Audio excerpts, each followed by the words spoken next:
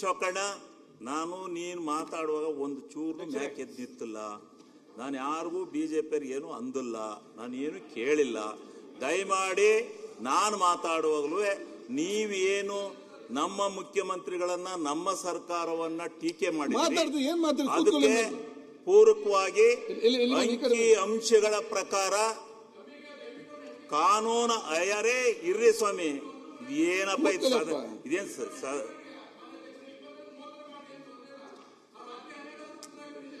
ನೀವು calling address ಈ ಮಾಡ್ತಾ ಇದ್ದೀವಿ. ದಯಮಾಡಿ ಯಾರು ಮಧ್ಯೆ ಡಿಸ್ಟರ್ಬೆನ್ಸ್ ಮಾಡಬೇಡಿ.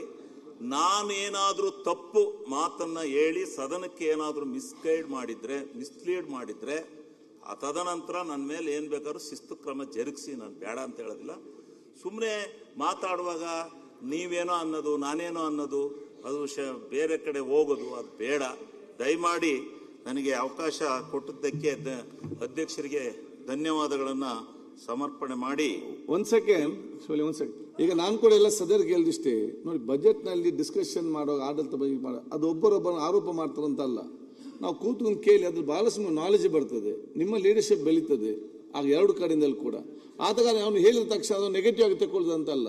ಕೂತ್ಕೊಂಡು ನೆಕ್ಸ್ಟ್ ನೀವು ಚರ್ಚೆ ಮಾಡೋದು ಅವಕಾಶ ಮಾಡಿ ಆಗ ಎರಡು ಕಡೆಯಿಂದಲೂ ಕೂಡ. ಸೊ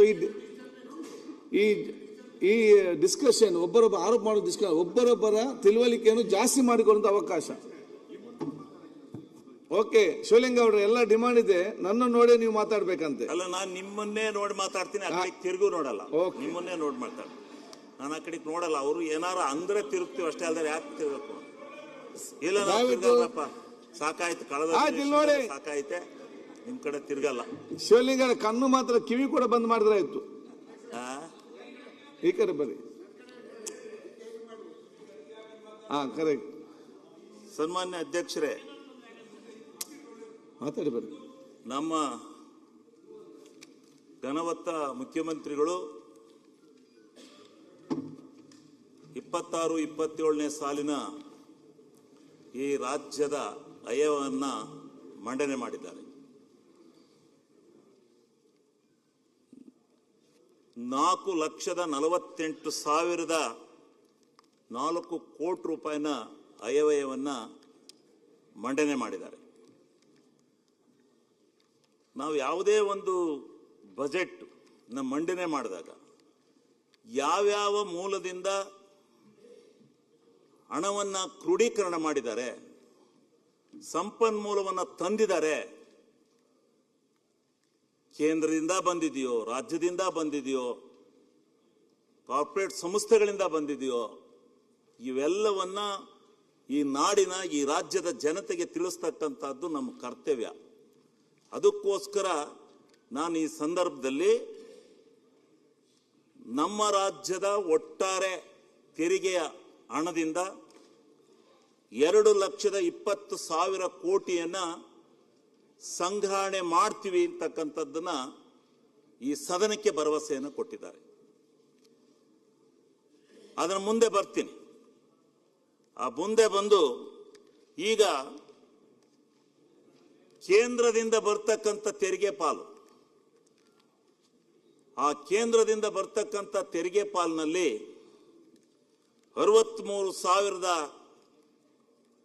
ಕೋಟಿ ರೂಪಾಯಿ ಬರುತ್ತೆ ಅಂತಕ್ಕಂಥದ್ದನ್ನ ಅಂದಾಜು ಮಾಡಿದ್ದಾರೆ. ಮತ್ತು ಕೇಂದ್ರದ ಅನುದಾನಗಳು, ಸೆಂಟ್ರಲಿ ಸ್ಪಾನ್ಸರ್ ಸ್ಕೀಮ್ಸ್, ಅವುಗಳ ಮೂಲದಿಂದ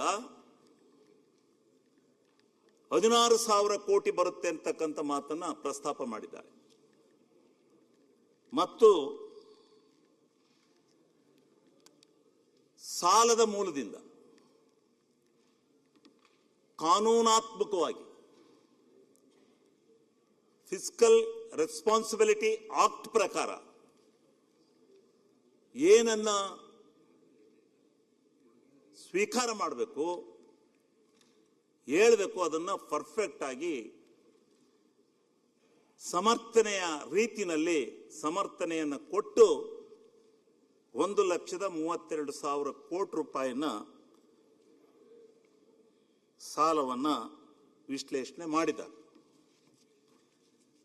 ಇದರಲ್ಲಿ ಮೊದಲು ನಾವು ಒಂದು ಬಜೆಟ್ ಅನ್ನ ತೂಕ ಮಾಡಿ ನೋಡಿದಾಗ ರೆವಿನ್ಯೂ ಡಿಫಿಸಿಯೇಟ್ ಬಂದಿದೆ. ಅವರು ಮಂಡಿಸಿದಾಗೆಲ್ಲ ನಾನು ಈ ಸದನದಲ್ಲಿ ಅವರ ಬಜೆಟ್ನ 14-15 ಬಜೆಟ್ 16 ಬಜೆಟ್ ನೋಡಿದ್ದೇನೆ, 17ನೇ ಬಜೆಟ್ ನೋಡಿದ್ದೇನೆ. ಆ ಸಂದರ್ಭದಲ್ಲಿ ಸರ್ಫೇಸ್ ಬಜೆಟ್ ಅನ್ನ ಮಂಡನೆ ಮಾಡ್ತಾ ಇದ್ರು. ಕಳೆದ ಸಾಲಿನಿಂದ ರೆವಿನ್ಯೂ ಡಿಫಿಸಿಯೇಟ್ ಬಂದಿದೆ. ರೆವಿನ್ಯೂ ಡಿಫಿಸಿಯೇಟ್ ಬರಲಿಕ್ಕೆ ಹಲವಾರು ಕಾರಣಗಳಿದೆ. ಅದರಲ್ಲಿ ಬಹುಮುಖ್ಯ ಕಾರಣಗಳನ್ನು ನಾನು ಈ ಸಂದರ್ಭದಲ್ಲಿ ಸ್ಪಷ್ಟನೆ ಮಾಡಲಿಕ್ಕೆ ಬಯಸ್ತೇನೆ. ಈ ರೆವಿನ್ಯೂ ಡಿಫಿಸಿಯೇಟ್ ಅನ್ನ ಮಾಡೋದಕ್ಕಿಂತ ಮೊದಲು ನಮ್ಮ ರೆವಿನ್ಯೂ ಎಕ್ಸ್ಪೆಂಡಿಚರ್ ಅವರು 3,38,000 ಕೋಟಿ ಹಣವನ್ನ ಈ ಸಾರಿ ರೆವಿನ್ಯೂ ವೆಚ್ಚದಲ್ಲಿ ನಾನು ಬರೆಸ್ತೇನೆ ಅಂತಕ್ಕಂಥ ಕಡಾಖಂಡಿತವಾದಂಥದ್ದನ್ನು ಪುಸ್ತಕದಲ್ಲಿ ಪ್ರಿಂಟ್ ಮಾಡಿ ಹೇಳಿದ್ದಾರೆ.